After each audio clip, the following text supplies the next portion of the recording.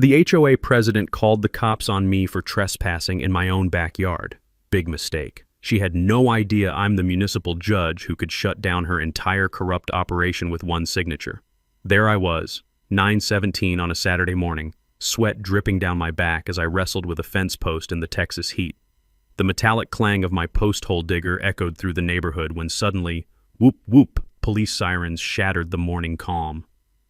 3 squad cars screamed into my driveway, gravel crunching under their tires like broken glass. I straightened up, dirt caked under my fingernails, and watched 3 officers step out with that familiar hand-on-belt stance. Behind them, HOA President Cordelia Blackthorne stood smugly by her white Lexus, arms crossed, practically vibrating with satisfaction. What she didn't know? For 6 months, I'd been building a federal fraud case against her, and her little power trip just became Exhibit A. What would you do if someone weaponized the police against you in your own yard? And where are you watching from? Drop your state below. I'll tell you if your HOA laws are as broken as ours were. Let me back up and tell you how I ended up in this mess. My name's Harrison Webb, and I've been a municipal judge for 20 years. After my divorce finalized last spring, I needed a fresh start. Somewhere quiet to rebuild my life and maybe rediscover that woodworking hobby I'd abandoned during my marriage. Maplewood Estates seemed perfect. A peaceful suburb of 147 homes outside Riverside County, where the morning air carried the sweet scent of jasmine and the sound of kids actually playing outside. The house I bought had this gorgeous corner lot with a massive backyard, perfect for the workshop I'd been dreaming about. At $185 a month in HOA dues, I figured I was buying into a well-managed community. That illusion lasted exactly 3 weeks. Enter Cordelia Blackthorne, 49 years old and HOA president for 8 years running. Picture a predator disguised as a suburban housewife, sharp-angled bob haircut that could slice through steel, always dressed like she was closing a hostile corporate takeover. Her white Lexus SUV gleamed like a weapon, and she had this unnerving habit of appearing whenever you least expected it, like a well-dressed vulture circling fresh roadkill. Cordelia wielded words like sweetie and hun, the way assassins use poison, sweet on the surface, deadly underneath. Her excessive floral perfume announced her presence from 3 houses away, mixing sickeningly with the smell of fear that seemed to follow her around the neighborhood. My introduction to Cordelia's reign of terror began with vandalism. Some kid with a baseball bat had turned my mailbox into abstract art, so I did what any reasonable homeowner would do. Bought an identical replacement and installed it. Same design, same height, same everything. The hardware store receipt was still warm in my wallet when I heard it, the distinctive thud of certified mail hitting my front porch like a legal grenade. The thick manila envelope crackled ominously as I tore it open. Inside was a violation notice that would have been laughable if it weren't so audacious. Unapproved exterior modifications, with a $150 fine escalating $50 daily until I attended a compliance hearing. Here's where my judicial training kicked in. This document had more holes than Swiss cheese. I pulled out the HOA's CC&Rs and searched every page for mailbox replacement procedures. Nothing. Zero. Nada. A walk around the neighborhood revealed the smoking gun. Dozens of identical mailboxes, many clearly newer than mine, with 0 violation notices. I started photographing everything, building a case file that would make any prosecutor proud. That's when Marcus from house number 47 wandered over, cold beer sweating in the afternoon heat. "Let me guess," he said with a bitter laugh. "Cordelia's marked you for destruction?" Marcus was an electrician who understood both circuitry and neighborhood politics. His horror stories about solar panel harassment, despite having every permit imaginable, painted a clear picture. Then there was Mrs. Chen at number 23, fined for excessive garden decorations, because she dared display 3 ceramic gnomes in her own flower bed. The pattern crystallized like ice forming on glass. Cordelia systematically targeted newer residents, professionals, anyone who threatened her iron grip on power. My 20 years of judicial experience screamed one thing: follow the money. As a homeowner, I had legal rights to HOA financial records. I submitted a formal written request, properly documented and certified. Cordelia's response? Delays, excuses, and bureaucratic stonewalling that would make a DMV clerk proud. Our first confrontation took place in the HOA office. a converted bedroom reeking of cheap pine-scented air freshener trying to mask something rotten underneath. Cordelia sat behind an oversized particle board desk with peeling laminate edges, the kind of bargain basement power display that screamed desperation. She made me wait 23 minutes. I timed it. Instead of getting frustrated, I photographed the posted budget numbers and documented the community center's shabby condition. For a place collecting nearly $400,000 annually, it looked like a hurricane had redecorated it. When Her Majesty finally granted me an audience, her greeting dripped with condescension. "Judge Webb, is it? Well, here in Maplewood, we follow community standards, not courtroom rules, sweetie." The click of my pen taking notes seemed to set her teeth on edge more than any verbal response could have. That night, evidence photos spread across my kitchen table like a crime scene investigation. I realized this wasn't about mailboxes or community standards. This was about power, control, and almost certainly money. Lots of it. Cordelia Blackthorne had just picked a fight with the wrong judge. Time to show her how real justice works. 2 weeks later, I decided to install a privacy fence along my backyard perimeter. Nothing fancy, just a standard 6-foot cedar fence to create some workshop space where I could run power tools without bothering the neighbors. I filed the proper HOA application, paid the ridiculous $75 review fee, and settled in to wait for approval. 30 days came and went, then 40, then 47 days of complete radio silence while my application sat in what Cordelia called careful review. Back in law school, I'd learned that bureaucratic delays are often the first weapon of petty tyrants, starve people of basic services until they give up or make mistakes. Saturday morning, I'd had enough waiting. I hired a professional surveyor who spent Friday afternoon marking my exact property boundaries with bright orange flags. The metallic ping of his GPS equipment echoed across the neighborhood as he worked, each measurement triple-checked and documented. My divorce lawyer had taught me something valuable. When dealing with hostile opponents, over-documentation isn't paranoia.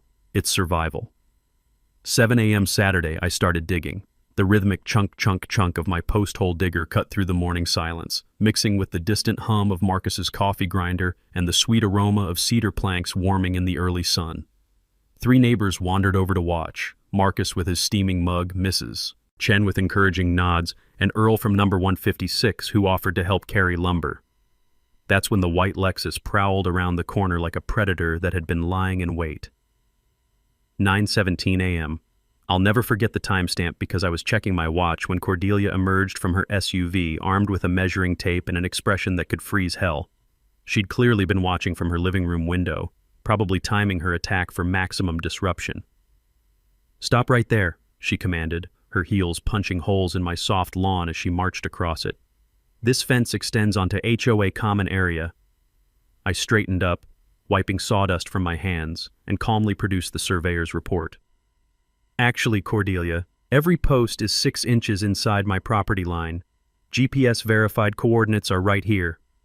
Her manicured fingers snatched the documents, scanning them with the desperation of someone hoping reality would bend to her will. When that failed, she pulled out her own measuring tape, a cheap plastic thing from the dollar store that looked like it couldn't measure a coffee table accurately. "I don't care what your papers say," she snapped, her voice rising to a pitch that sent nearby birds fleeing. "The HOA has easement rights, and you're in violation of community aesthetics." Here's where my judicial training kicked in with a lesson every judge learns early. Let your opponents destroy themselves with their own words. Instead of arguing, I quietly pulled out my phone and started recording. "Ma'am, I have a valid survey, municipal permits, and I'm working within all regulations," I said calmly, keeping my voice level and professional. That's when Cordelia made the mistake that would haunt her for months.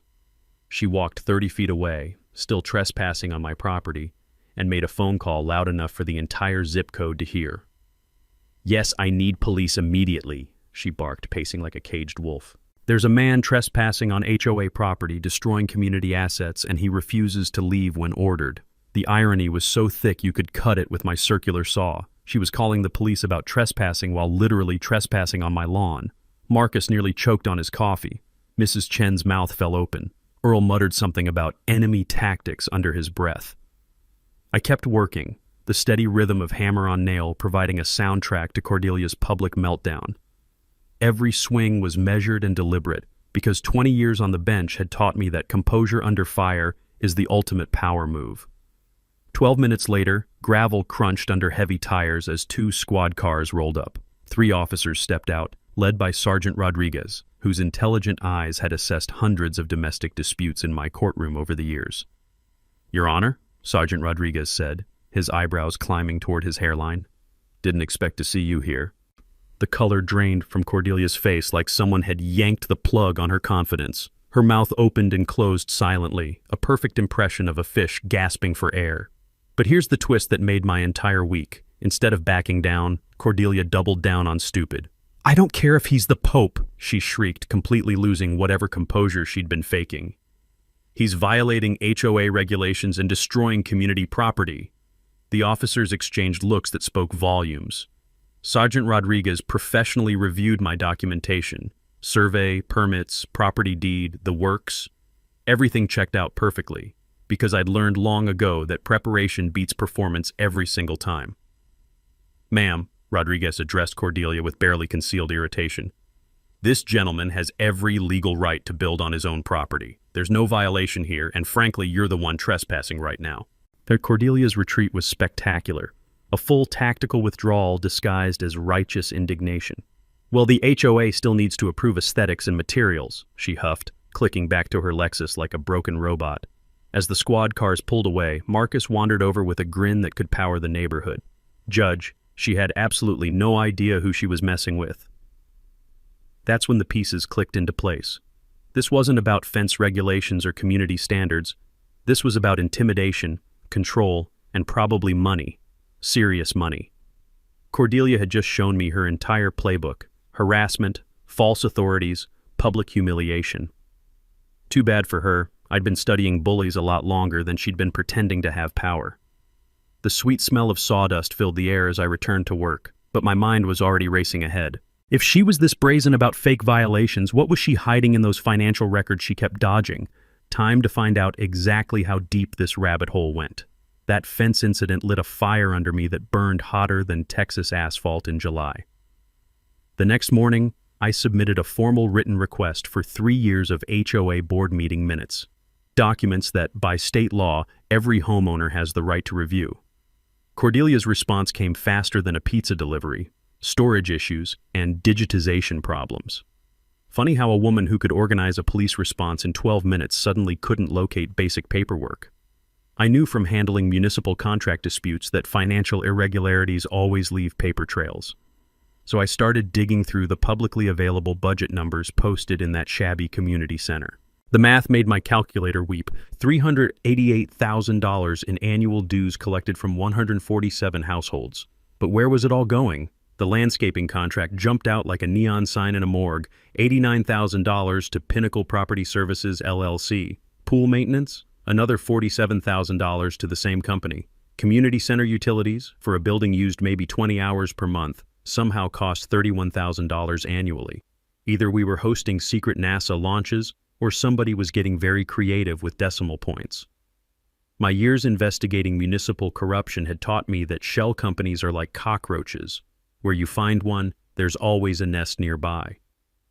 A quick business license search through my courthouse connections revealed the smoking gun. Pinnacle Property Services was registered to Derek Blackthorne, as in Cordelia's brother-in-law Derek. The smell of coffee grew cold in my cup as I sat in my home office at midnight, connecting dots that formed a picture uglier than Cordelia's personality. No competitive bidding records, no service quality assessments, just a steady stream of taxpayer money flowing into family pockets like water through a broken dam. That's when Cordelia launched her counterattack. Monday morning brought the first violation notice: unapproved landscaping modifications for planting tomatoes in my backyard. Tuesday delivered excessive outdoor storage because I had a garden hose on a reel. Wednesday's special was architectural non-compliance for using a different doormat than my neighbors. Thursday's masterpiece accused me of parking violations for keeping my pickup truck in my own driveway. 4 violation notices in 1 week. Total fines, $800, escalating daily like compound interest on steroids. But Cordelia wasn't done flexing her imaginary muscles. Anonymous complaints started flooding the city building department about my perfectly legal fence. False noise complaints hit the police department claiming I was running power tools past 6 p.m. when I was actually inside watching Netflix. The neighborhood Facebook group exploded with passive-aggressive posts about difficult residents who don't respect community standards. Here's what 20 years of dealing with courtroom bullies had taught me. Document everything, stay calm, and let your enemies hang themselves with their own rope. While Cordelia was busy playing puppet master, I was building a case file that would make federal prosecutors salivate.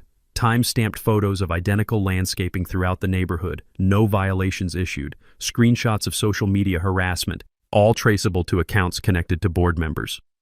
Recordings of increasingly unhinged voicemails from Cordelia, including one where she threatened to make my life a living hell until I learned some respect.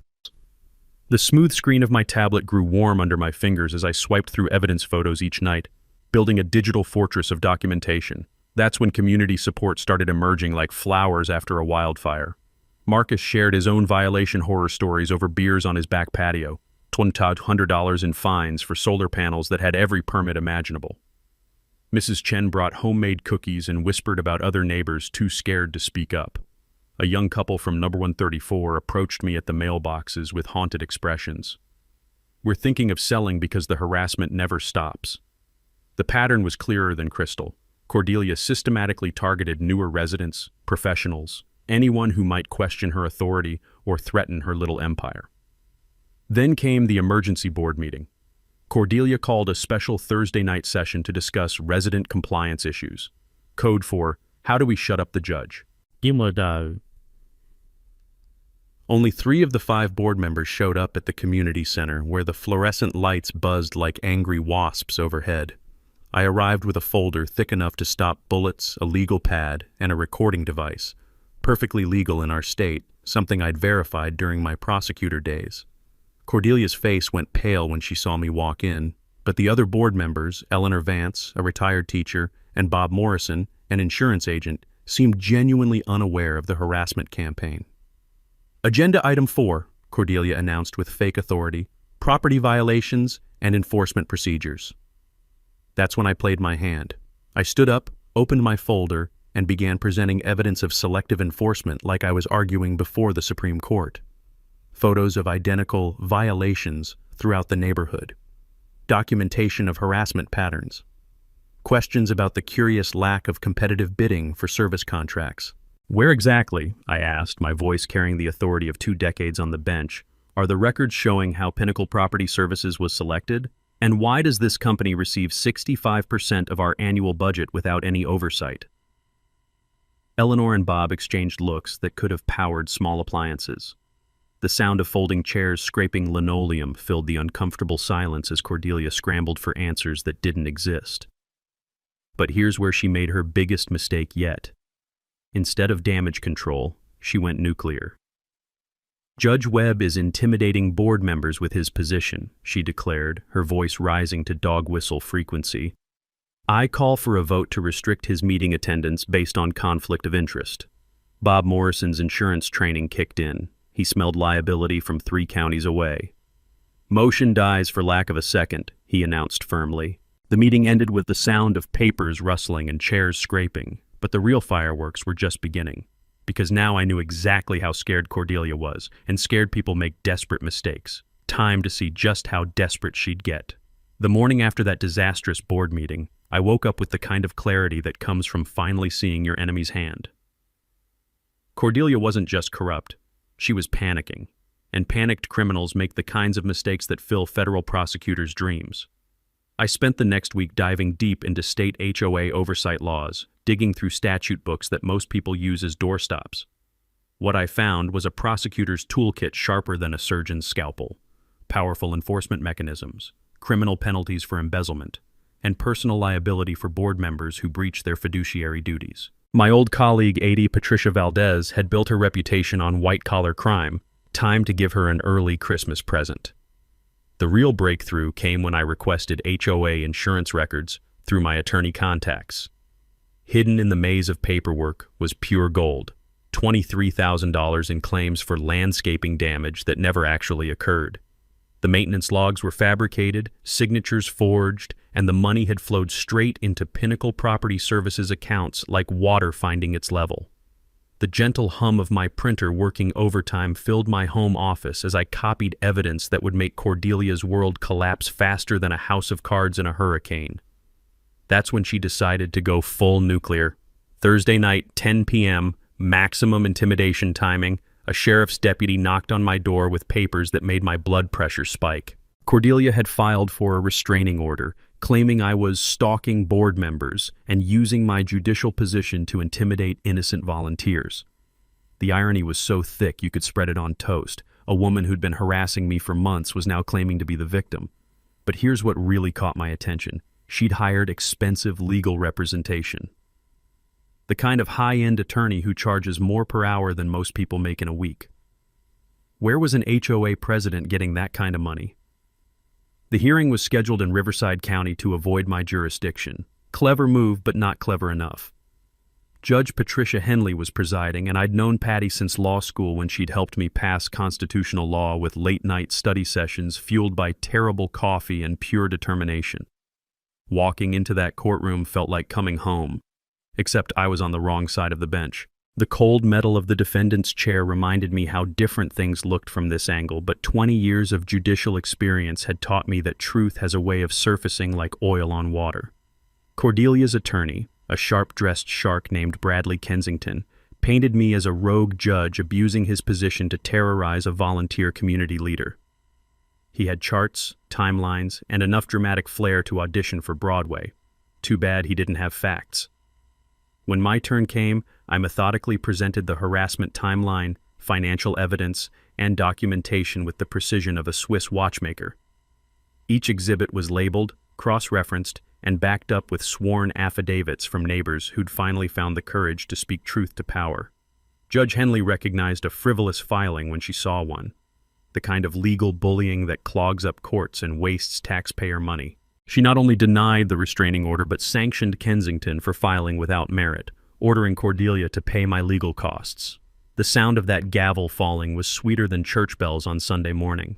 But victory in court was just the opening act. Back in Maplewood, community momentum was building like a thunderstorm on the horizon. Marcus had organized an informal neighborhood meeting at his house, where lawn chairs unfolded on his patio like battle formations. 12 residents showed up, more than had attended an HOA meeting in years. Mrs. Chen shared 5 years of violation notices totaling $3,400 in fines for imaginary infractions. The new family at number 89 showed photos of demanded landscaping changes that would have bankrupted a small nation. Retired veteran Earl revealed threats over his American flag display. Apparently, patriotism violated Cordelia's aesthetic standards.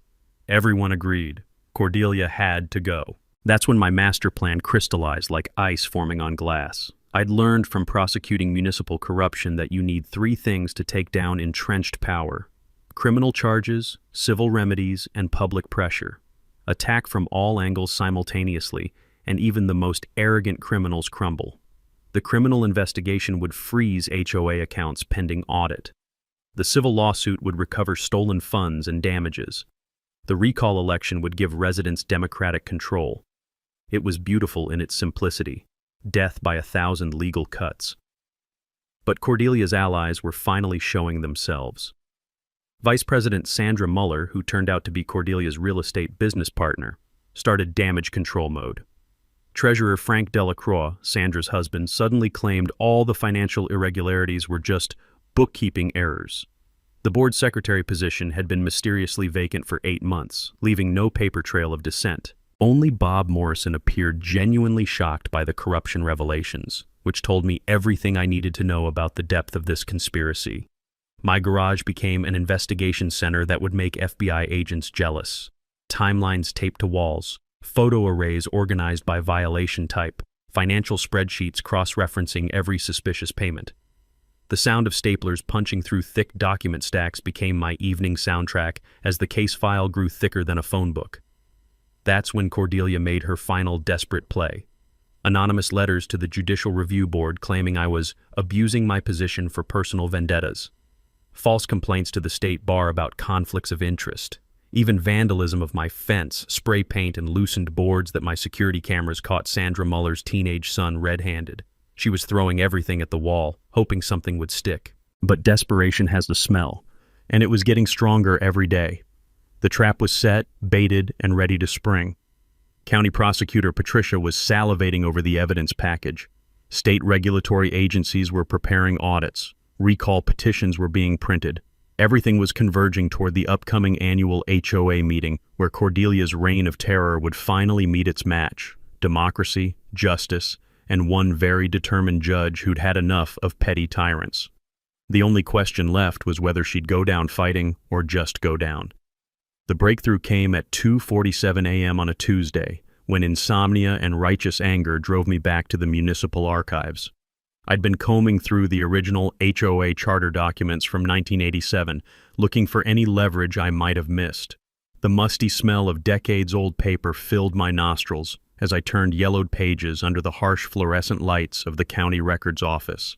That's when I found it, buried in Section 14. 3 of the original incorporation documents, written in the kind of legal language that makes normal people's eyes glaze over. Any board member convicted of fraud, embezzlement, or breach of fiduciary duty shall result in automatic dissolution of the entire board, with new elections required within 60 days under county oversight. My hands actually trembled as I read those words again. And again. The original developers had built in a nuclear option. One criminal conviction would trigger complete HOA restructure. It was like finding a hidden kill switch in the Death Star's plans. The beautiful part? Cordelia had no idea this clause existed. None of the current board members did.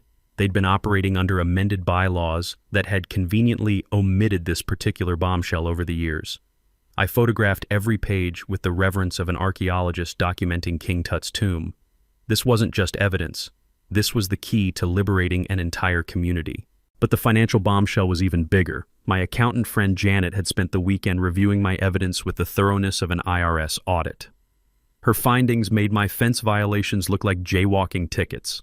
$127,000 in total embezzlement over 4 years, with money trails leading directly to Cordelia's personal accounts and property investments. The pattern showed criminal evolution, started with small overcharges, grew bolder with fake invoices, and eventually graduated to wholesale theft. Janet's analysis revealed something that made my prosecutor instincts sing. The embezzlement had accelerated dramatically over the past 18 months. Desperation, divorce proceedings, and a failing real estate market had turned Cordelia from a petty thief into a full-blown criminal enterprise. Sitting in my leather judicial chair that night, surrounded by evidence that could topple a government, I realized I held the nuclear option. One conviction would trigger complete dissolution. HOA insurance would cover resident reimbursements. Fraud victims would be protected. New elections would allow a complete community reset with proper oversight mechanisms. The smooth leather creaked under my weight as I leaned back, planning the endgame with the precision of a chess grandmaster. Every move from here would be calculated, documented, and devastating. What made this even sweeter was the intelligence network that had emerged like a resistance movement. Marcus's electrician contacts were revealing systematic overcharging for basic maintenance. Mrs. Chen's gardener friend had blown the whistle on landscaping invoice padding, work never performed but always billed. The pool company maintenance supervisor was ready to testify about fraudulent service claims that would make Tony Soprano blush. My phone buzzed constantly with new evidence tips, each message another nail in Cordelia's legal coffin. But the perfect storm was bigger than just my investigation. County Prosecutor Patricia Valdez was building her political career on cleaning up municipal corruption. A high-profile HOA case would be campaign gold. The state attorney general had just launched a statewide HOA fraud initiative after similar scandals in Dallas and Austin. Local news was investigating HOA corruption following reader complaints. Even better, it was election season, and every politician wanted to appear tough on the kind of petty corruption that drives voters crazy. The vulnerability I'd sensed in Cordelia was now crystal clear. Her recent divorce had left her financially stressed, her real estate business was drowning in a down market, and the HOA embezzlement had become her lifeline, funding her lifestyle, property investments, and probably that expensive attorney who'd just lost spectacularly in court. The desperation was getting stronger. I could smell it like smoke from a house fire. Increased perfume couldn't mask the chain smoking at board meetings, the trembling hands when she thought no one was looking, the way her voice cracked when delivering threats that used to sound authoritative. Everything was aligned like planets during a rare eclipse. Criminal evidence, civil remedies, regulatory oversight, media attention, and political pressure. Cordelia had built her little empire on a foundation of sand, and the tide was coming in fast. The original charter's dissolution clause was my ace in the hole, but I wouldn't need to play it yet. Sometimes the threat of total destruction is more powerful than the destruction itself. Time to see how she'd react when she realized her world was crumbling faster than a stale cookie. The morning after discovering that nuclear option in the charter, my dining room looked like a CIA operation planning the overthrow of a small country. Wall maps of the neighborhood showed violation patterns marked in different colored pushpins: red for harassment, blue for financial irregularities, yellow for selective enforcement. Financial flowcharts covered every surface, tracking money like bloodhounds following a scent trail. The sound of sticky notes being rearranged and markers squeaking across whiteboards became my morning symphony as I orchestrated the most satisfying takedown of my legal career. First, I assembled my team, not the Avengers, but close enough for neighborhood justice. Marcus brought electrical expertise and street credibility that money couldn't buy. Mrs. Chen provided historical knowledge and the moral authority that comes from surviving 87 years of life's battles. Patricia Valdez offered prosecutorial power and media connections that could turn local corruption into statewide headlines. Earl the veteran contributed organizational skills sharp enough to run a military campaign. Even Bob Morrison, the one honest board member, became our inside source. My strategy was beautifully simple. Attack from 3 directions simultaneously, like a perfectly coordinated military operation. Criminal prosecution would freeze assets and establish legal precedent. Civil remedies would recover stolen funds and compensate victims.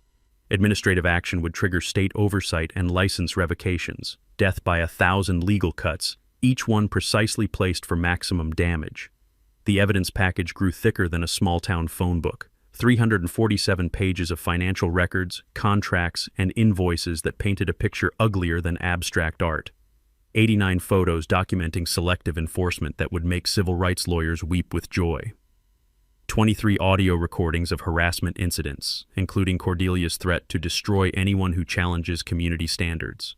A timeline showing escalation patterns over 4 years that read like a criminal psychology textbook. The heavy cardboard of evidence boxes and metal rings of binders became familiar textures under my fingers as I organized enough documentation to convict a small army of white-collar criminals. Media strategy came next, because public pressure makes politicians move faster than caffeine makes hummingbirds fly. Channel 7 investigative reporter Jennifer Kim was already sniffing around HOA corruption stories. Apparently, reader complaints had been flooding in like spring rain. The local newspaper editor was hungry for community interest pieces that actually mattered to real people. Social media campaigns were planned around the recall election, with residents finally ready to tell their stories without fear of retaliation. The sound of keyboards clicking filled neighborhood living rooms as residents typed Facebook testimonials that would make Cordelia's PR problems look like a Category 5 hurricane. But the financial forensics was where things got truly beautiful. My CPA friend Janet had traced fund diversions through a shell company network more complex than a NASA launch sequence. Bank records showed personal expenditures from HOA accounts, spa treatments, jewelry purchases, and restaurant bills that would feed a small village. Property records revealed Cordelia's unexplained real estate investments, funded entirely by money that should have been fixing our community. From my prosecutor days, I'd learned that financial records don't lie even when people do. They're like digital fingerprints at a crime scene, impossible to completely erase no matter how hard criminals try. The recall election mechanics were surprisingly straightforward once you cut through the bureaucratic nonsense. We needed 74 signatures from 147 households, 25% to trigger the recall, 30 days for petition circulation, then elections within 45 days of a successful petition. Sample ballots were designed showing reform candidates who actually gave a damn about the community instead of their bank accounts. Community education became our secret weapon. Information packets explained HOA financial basics in language that wouldn't require law degrees to understand. Know Your Rights workshops at the community center taught residents how to request financial records, attend board meetings effectively, and document harassment like prosecutors building cases.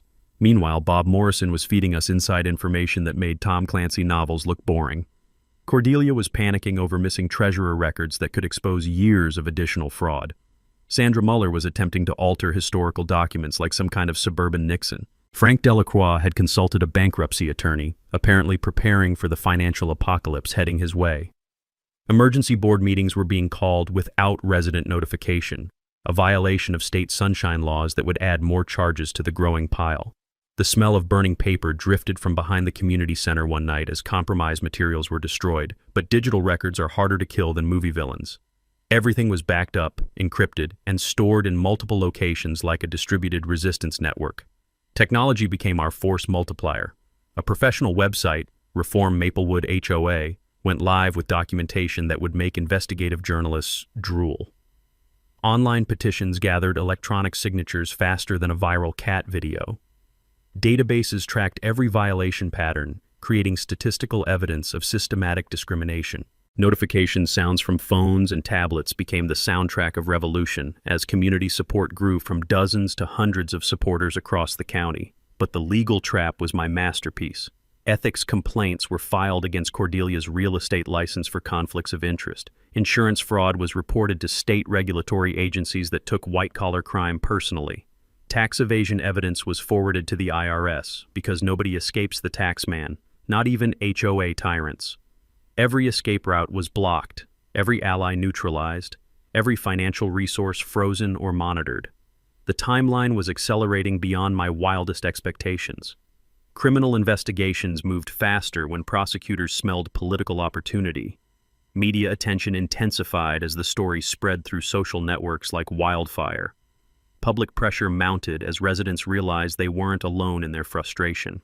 Cordelia's desperate attempt to move up the annual HOA meeting was her final mistake, rushing toward a confrontation she couldn't win, with an audience she couldn't control and evidence she couldn't suppress. The sound of staplers, copiers, and phones ringing filled my makeshift campaign office as final preparations fell into place. Every document was copied, every witness was prepared, every legal strategy was polished to courtroom perfection. Time to watch a petty tyrant learn what real accountability looks like. Desperation has a distinct smell, part fear, part flop sweat, part expensive perfume trying to mask the stench of panic. And Cordelia was absolutely reeking of it. The morning after our war room planning session, she called an emergency board meeting to remove me as a resident for conflict of interest. The logic was breathtaking in its stupidity. A homeowner couldn't investigate his own HOA because he lived there. It was like saying witnesses can't testify because they saw the crime. The community center's fluorescent lights buzzed like angry wasps as she banged her gavel in an almost empty room. Only Sandra Muller supported the motion. Even Frank Delacroix was smart enough to smell the liability. The meeting failed for lack of quorum. But watching Cordelia's face turn the color of overripe tomatoes was worth the wasted evening. That's when the Dirty Tricks campaign began in earnest. Anonymous flyers appeared on driveways overnight like toxic snow, claiming I was abusing judicial power to terrorize innocent volunteers. The cheap printer ink smudged under morning dew, leaving black fingerprints on every mailbox in the neighborhood. Fake social media accounts sprouted like weeds, attacking reform candidates with the kind of manufactured outrage that makes internet trolls proud. Robocalls targeted elderly residents with lies smoother than snake oil. Judge Webb is using his position to eliminate HOA protections for your property values. Mrs. Chen got 3 calls in one day before she unplugged her phone and marched over to my house with fire in her eyes and cookies in her hands. But Cordelia wasn't satisfied with character assassination. She wanted actual sabotage. Reform campaign signs vanished overnight, replaced by spray-painted messages that would make sailors blush. My mailbox was stuffed with threatening letters written in block print that screamed angry teenager with parental issues. Marcus found his work truck with 4 slashed tires in his driveway, which earned him a police report and a very expensive lesson in why security cameras are worth every penny. Speaking of cameras, mine caught Sandra Muller's 16-year-old son with a spray can at 2:47 a.m., tagging my fence with creativity that would impress graffiti artists, but not juvenile court judges. The kid looked exactly like his mother. Same entitled expression, same belief that rules applied to other people. Meanwhile, financial records were disappearing faster than evidence at a mob trial. The HOA office suffered a convenient burglary where only financial files were stolen. Apparently, thieves these days are very selective about paperwork. Computer hard drives mysteriously crashed with the timing of a Swiss watch. Bank statements got lost in transition to the new accounting firm that nobody had authorized. The smell of industrial shredding filled the night air behind the community center, working overtime like Santa's elves, but destroying instead of creating. But 20 years of prosecuting white-collar criminals had taught me that digital records are like cockroaches, nearly impossible to completely eliminate. My subpoenas through Patricia's office went directly to banks, bypassing HOA stonewalling entirely. Computer forensics experts recovered deleted financial data from backup servers that criminals always forget exist. Insurance companies provided duplicate records going back years because insurance companies keep everything except their customers' money. Every document they destroyed had been copied. Every file they deleted had been recovered. Every lie they told was recorded and documented. The real bombshell came when Derek Blackthorne, Cordelia's brother-in-law and Pinnacle Property Services owner, contacted me through Marcus with the desperation of a drowning man grabbing a life preserver. We met at a 24-hour diner on the edge of town, sliding into a back booth like characters in a spy novel, while the smell of bacon grease and desperation filled the air. Derek looked like he hadn't slept in weeks, his eyes darting around the empty restaurant like a hunted animal. "She's lost her mind," he whispered, stirring coffee with shaking hands. The kickbacks were supposed to be small, temporary, just until her real estate business recovered. Now she's threatening my family if I don't keep inflating invoices. He handed me a manila envelope thick enough to stop bullets, containing original invoices that showed the real scope of the fraud.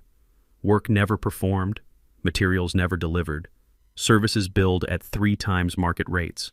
The evidence was so damning it practically glowed in the fluorescent diner lighting. "She's planning something big for the annual meeting," Derek warned, his voice barely above a whisper. "Sandra's been making calls to city council members claiming you're using your position illegally. They're trying to get you removed from the bench before the meeting." But family pressure was tearing Cordelia's conspiracy apart like tissue paper in a hurricane. Derek wasn't the only one cracking under the strain. Her husband had discovered the embezzlement and filed for separation, taking their teenage daughter to his mother's house. The daughter was mortified by social media exposure that had turned her into a pariah at school. Even her real estate clients were fleeing faster than tourists from a Category 5 hurricane. The sound of raised voices from Cordelia's house became neighborhood entertainment as her world collapsed in real time. Neighbors gathered at fence lines like spectators at a demolition derby, watching 20 years of marriage and business partnerships explode in spectacular fashion. Media attention was accelerating beyond our wildest dreams. Channel 7's investigation had expanded into a 5-part series on HOA corruption across the state. The newspaper ran daily exposés that made Watergate look like a parking ticket scandal. Social media campaigns reached 15,000 local residents and growing, with hashtag Maplewood corruption trending like a viral dance craze. The sound of news van generators humming outside the community center became our neighborhood's new soundtrack, drowning out the usual sounds of suburban tranquility. Law enforcement was escalating faster than a police chase. FBI financial crimes units had joined the investigation, bringing federal resources that made local prosecutors look like mall security guards. Asset forfeiture warrants froze Cordelia's accounts with the efficiency of liquid nitrogen. Real estate licenses were suspended pending investigation, cutting off her last legitimate income source. The texture of cold metal handcuffs was becoming very real as federal agents prepared arrest warrants with the thoroughness of Swiss watchmakers. Community support reached critical mass as 89 residents signed recall petitions, well above the required threshold. Reform candidates filed for board positions with platforms focused on transparency, accountability, and basic human decency. The Take Back Our Community rally was planned for the weekend before the annual meeting, complete with grilled burgers and the kind of patriotic fervor that makes politicians nervous. The smell of charcoal and righteousness would soon fill the air as democracy prepared to reassert itself.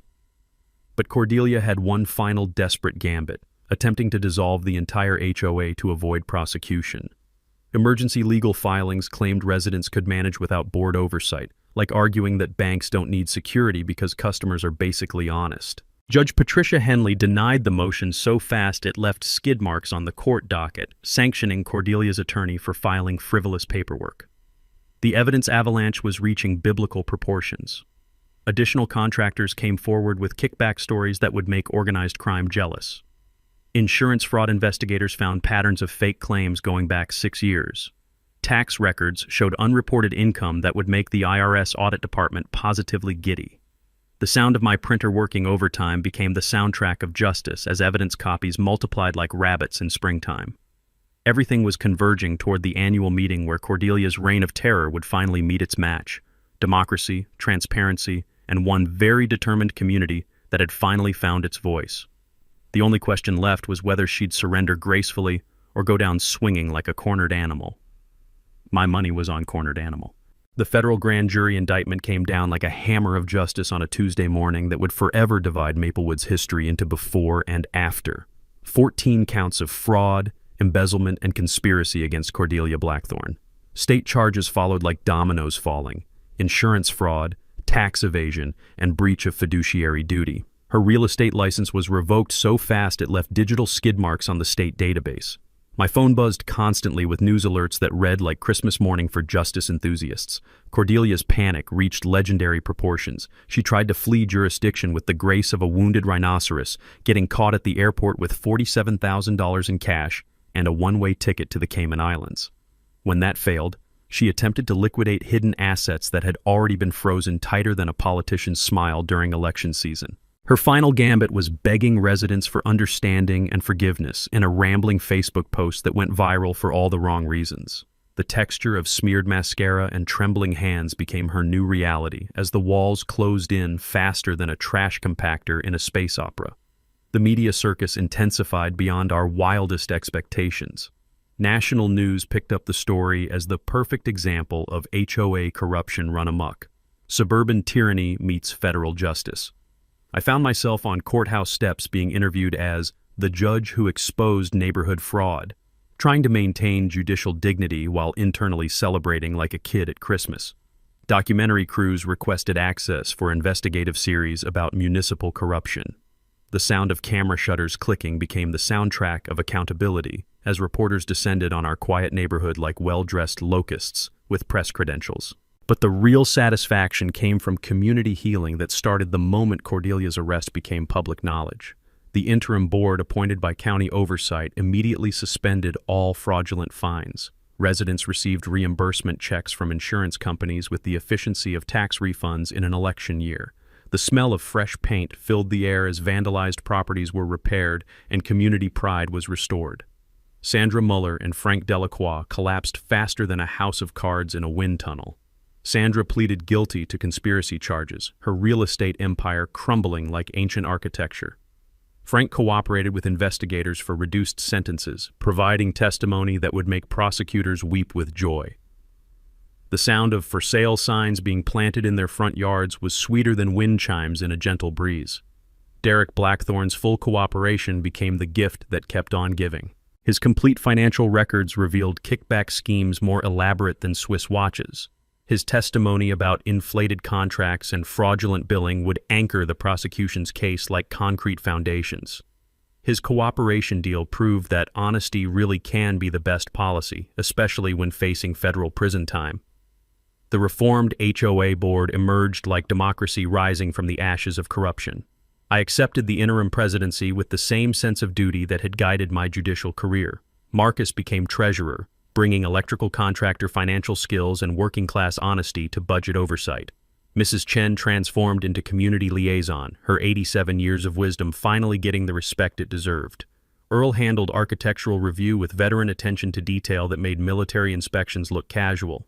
Bob Morrison continued as secretary, now freed to actually serve the community instead of covering up crimes. New policies were implemented with the thoroughness of constitutional amendments.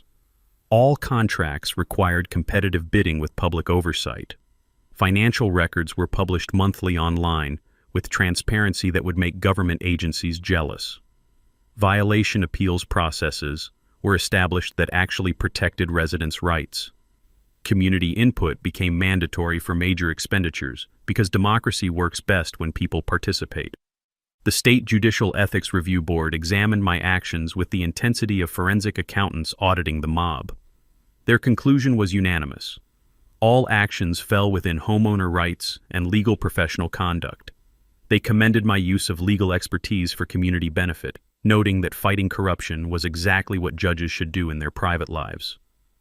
The sound of that gavel closing the ethics hearing was pure exoneration music. The ripple effect spread like waves from a boulder dropped in still water. Other HOAs across 3 counties requested my advice on reform initiatives. State legislature scheduled hearings on new oversight laws inspired by the Maplewood model. Prosecutor Patricia used the case as a launching pad for her Attorney General campaign, promising to clean up municipal corruption statewide. The texture of business cards from communities seeking help grew thick in my wallet as the movement spread beyond our neighborhood borders. But Cordelia's final desperate move proved that cornered animals really are the most dangerous. From her jail cell, she attempted to negotiate a plea deal by claiming the entire investigation was a personal vendetta, orchestrated by a rogue judge with a grudge. Her attorney painted me as some kind of suburban Batman, using judicial powers for vigilante justice. Federal prosecutor Patricia Valdez rejected the deal faster than a bad restaurant review, proceeding to trial with evidence so overwhelming it would make defense attorneys consider career changes. The sound of that jail cell door clanging shut became the official soundtrack of justice served. Preparation for the annual HOA meeting intensified like the final scene of a courtroom drama. The event was transformed from a routine bureaucratic gathering into a public celebration of democracy triumphant. Media were granted access for transparency that would make government meetings jealous. All 147 households were personally invited to participate in real democracy, instead of the theatrical productions Cordelia had staged for years. The smell of coffee brewing in the community center mixed with the anticipation of residents who were finally free to speak truth without fear of retaliation. Security measures were implemented not to keep people out, but to ensure everyone could get in safely. The venue was expanded to accommodate record attendance expected for what local news was calling the most important HOA meeting in county history. But the most beautiful part was watching neighbors emerge from years of intimidation like flowers blooming after a long winter. Violation victims shared their stories without fear. Financial fraud survivors compared notes with the enthusiasm of support group members. Reform candidates stepped forward with platforms based on transparency and accountability instead of personal enrichment. The texture of petition signatures felt like democracy in action as residents reclaimed their community from the ashes of corruption. Everything was converging toward one moment when justice, democracy, and community spirit would finally triumph over petty tyranny and financial fraud. The annual meeting would be more than administrative theater. It would be a celebration of what happens when good people refuse to stay silent and one determined judge decides that enough is enough. The only question left was whether the community center could hold all the people who wanted to witness justice being served with a side of accountability. The big day arrived with the kind of electric anticipation usually reserved for Super Bowl Sundays or presidential elections. The annual HOA meeting had been transformed from a dreaded bureaucratic obligation into the hottest ticket in town, democracy's comeback tour with standing room only. Channel 7 news crews arrived at dawn, their generators humming like mechanical honeybees as they set up cameras with the precision of a NASA launch. Reporter Jennifer Kim had promoted this as the finale to her 5-part HOA corruption exposé, promising viewers justice served live and unfiltered. By 6 p.m., the community center parking lot looked like a tailgate party for civic engagement. 134 of our 147 households were represented, the highest attendance in Maplewood's 37-year history. Folding chairs arranged in military precision filled every available space, with overflow seating spilling onto the patio where outdoor speakers carried the proceedings to residents who couldn't squeeze inside. The sound of microphone feedback testing mixed with excited conversations as neighbors who'd been isolated by fear finally gathered in unified purpose. I took the podium at exactly 7 p.m., the smooth microphone familiar in my hands after 20 years of delivering judicial rulings. But this felt different, warmer, more personal, like addressing family instead of defendants. Friends and neighbors, I began, my voice carrying the authority of both office and experience. 6 months ago, most of us felt helpless against a system designed to intimidate and exploit. Tonight, we celebrate what happens when a community finds its voice and demands accountability. Warm applause filled the room like sunrise breaking over mountains, genuine appreciation from people who'd rediscovered the power of democracy. Marcus stepped forward with financial recovery reports that made Excel spreadsheets sexy. His electrician's precision delivered numbers that hit like heavyweight punches, $89,000 in fraudulent charges reversed and refunded to residents. $127,000 in total fraud recovered through asset forfeiture that would fund community improvements for years. Insurance companies covering all resident reimbursements because fraud victims deserve protection, not punishment. The sound of surprised gasps and happy murmurs rippled through the crowd as residents realized they were holding actual settlement checks, real money returned from the criminals who'd stolen it. But the evening's dramatic centerpiece came via live courthouse update from downtown, where Cordelia's fate was being decided by 12 jurors who'd heard enough evidence to convict a small army. Reporter Kim's phone buzzed at 7:47 p.m. with news that made the entire room hold its breath. Guilty on 12 of 14 counts. The sentencing was swift and satisfying: 4 years federal prison, $180,000 in restitution, and permanent revocation of her real estate license.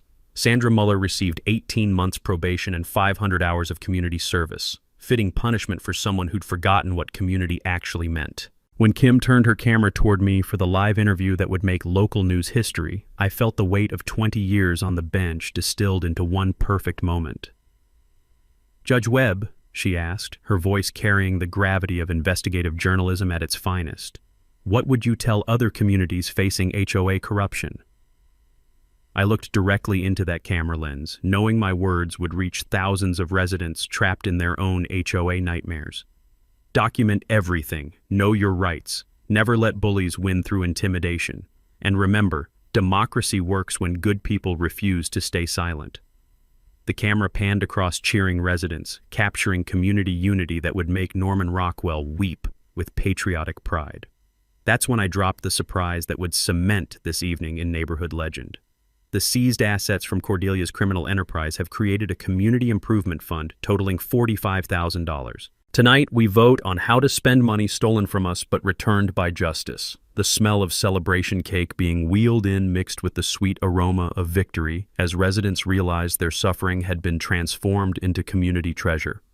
The vote was unanimous: playground renovation for families, pool repairs for everyone, and a memorial garden honoring the courage of residents who'd finally stood up to tyranny. Children's laughter echoed from outside where they were already playing, their voices the soundtrack of a neighborhood reborn. Recognition ceremonies followed like Academy Awards for civic heroes. Marcus received the Community Leadership Award for organizing resistance when resistance seemed impossible. Mrs. Chen was honored for community service that proved wisdom and courage have no expiration date. Earl's flag display was officially approved with a ceremony that made grown veterans weep with pride. The sound of children playing in the background provided the perfect soundtrack to normal neighborhood life, finally restored. The new board installation felt like a constitutional convention in miniature. My election as permanent president was unanimous, not because I sought power, but because the community trusted judicial experience over personal ambition. The reformed board took an oath of transparency that would be carved in stone if we could afford it. Our first motion passed without dissent. All meetings would be recorded and published online because sunshine really is the best disinfectant for governmental corruption. National attention followed like moths to flames of justice. Good Morning America featured our story as proof that individual courage could create systemic change. Social media exploded with #Maplewood model hashtags as communities nationwide shared their own HOA horror stories and reform strategies. The sound of phones buzzing with viral notifications became the soundtrack of influence spreading beyond our neighborhood borders. Law enforcement presence provided the evening's final validation. Sheriff's deputies attended as invited guests, with Sergeant Rodriguez commending community cooperation that made their jobs easier. FBI financial crimes agents spoke about fraud prevention with the enthusiasm of teachers who'd finally found engaged students. The texture of firm handshakes and gleaming badges under community center lights felt like democracy and justice working in perfect harmony. But the emotional climax belonged to the residents whose courage had made everything possible. An elderly widow broke down thanking me for saving her home from foreclosure caused by fraudulent fines. The young family from number 134 announced they were staying because our neighborhood is finally safe for honest people. The veterans group presented a flag to replace the one Cordelia had called a violation. Patriotism officially restored to its rightful place. The sound of tissues rustling and emotional voices expressing gratitude filled the room like music from angels who'd finally witnessed justice served with a side of community healing. As the evening wound down and residents filed out with hope restored and democracy renewed, I realized this was what 20 years on the bench had been preparing me for, not just dispensing justice from behind a desk, but helping an entire community reclaim its voice and its future. Sometimes the best rulings happen outside the courtroom. 6 months later, Maplewood Estates had transformed from a cautionary tale into a beacon of hope that attracted visitors like pilgrims seeking proof that justice really can prevail. Property values increased 12%, not because of artificial restrictions, but because people actually wanted to live in a community governed by transparency instead of tyranny. The sound of children's laughter echoed from our renovated playground every evening, their voices mixing with the gentle splash of families enjoying a pool that finally served the community instead of enriching criminals. 0 frivolous violations had been issued since the new board took office, and our appeals process sat unused, a monument to fair governance that made residents feel protected instead of persecuted. Mrs. Chen's expanded community garden bloomed with flowers that filled the evening air with fragrances sweeter than any perfume Cordelia had ever worn. Her ceramic gnome stood proudly among prize-winning tomatoes, silent sentinels proving that personal expression and community standards could coexist beautifully. My woodworking shop had evolved into the neighborhood's unofficial meeting place, where the smooth grain of sanded cedar under my fingers provided therapy for 20 years of courtroom stress. The workshop became a symbol of creativity and productivity, everything Cordelia's regime had tried to suppress in favor of conformity and control. The ripple effect continued spreading like seeds on fertile ground. 23 communities across 4 states had requested consultation on HOA reform, turning our local victory into a regional movement. The Maplewood Act passed through state legislature with bipartisan support, strengthening oversight mechanisms and establishing criminal penalties for board members who betrayed their fiduciary duties. Prosecutor Patricia Valdez won her attorney general race in a landslide, campaigning on a platform of municipal corruption cleanup that resonated with voters tired of petty tyrants wielding imaginary power. Her victory proved that fighting for justice could be both morally right and politically smart. Individual courage really can create systemic change. One person willing to stand up can inspire entire communities to reclaim their voices and their futures. The Community Accountability Scholarship was announced at the local high school graduation ceremony, where the sound of applause for educational opportunity mixed with the sweet scent of possibility. $5,000 annually would support students studying law, public service, or any field dedicated to protecting communities from the kind of corruption we'd overcome. The scholarship honored every resident who'd found courage to speak truth to power, transforming their suffering into hope for future generations. Cordelia served 3 years in federal prison, where reportedly she worked in the law library helping inmates with appeals, perhaps learning what justice actually meant when you couldn't buy your way out of consequences. Her restitution payments continued under court supervision, every dollar a reminder that crime really doesn't pay in the long run. Her house sold to a young family with children who brought bicycle sounds and sidewalk chalk art to a street that had forgotten how to smile. Marcus's electrical business boomed as word spread about honest contractors who charged fair prices and delivered quality work. He employed 2 additional electricians from the neighborhood, proving that integrity could be both profitable and community building. The sound of power tools became the soundtrack of honest work rebuilding trust one job at a time. Mrs. Chen organized democracy and action workshops that attracted residents from across the county, her 87 years of wisdom finally receiving the platform it deserved. The smell of jasmine tea filled evening sessions where she taught civic participation with the passion of a civics teacher who actually cared about her students' futures. Earl's American flag flew proudly without fear of violation notices, while his memorial garden planning brought veterans together for healing that went deeper than landscaping. The soft texture of flag fabric fluttering in the breeze became a symbol of freedom that actually meant something in our community. But the most satisfying victory was watching our neighborhood return to what it should have been all along, a place where families could build lives without fear, where diversity was celebrated instead of punished, where community meant cooperation instead of competition. My phone rang one Tuesday morning with a familiar sound that made me smile. Another community in distress, this time from a mountain town dealing with water rights corruption, involving a management company that made Cordelia look like an amateur. Judge Webb, the caller said with desperation I recognized from my own experience 6 months earlier, "We've heard about Maplewood. Can you help us too?" The next adventure was calling, and I realized that fighting corruption had become more than a personal mission. It was a calling that combined my judicial experience with community service in ways that made both more meaningful. But tonight, sitting in my backyard workshop with the scent of cedar shavings and the distant sound of neighbors chatting over fences, I reflected on something that made all the effort worthwhile. Sometimes the system works exactly as designed, when good people refuse to stay silent and stand up for what's right. The community celebration continued in the background as another Tuesday evening painted our neighborhood in golden light, American flag waving gently in the breeze that carried the sounds of children playing and families living freely.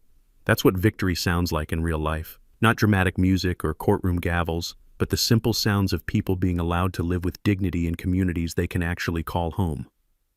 What's your HOA horror story? Share it in the comments below. Your experience might help other communities find the courage to fight back against corruption and reclaim their neighborhoods. And if this story inspired you to believe that one person really can make a difference, hit that subscribe button and ring the notification bell for more stories where justice prevails over corruption, where communities triumph over tyranny, and where ordinary people discover they have extraordinary power when they refuse to stay silent. Because democracy works best when we all participate, and justice tastes sweetest when it's served with a side of community healing. Until next time, keep fighting the good fight. Your neighborhood is counting on you. From all of us here at HOA Stories, thanks so much for watching today's HOA Karen Meltdown. If you enjoyed seeing neighbors stand their ground and karma catch up, smash that like button, leave a comment with your thoughts, and subscribe so you won't miss the next HOA drama we bring you.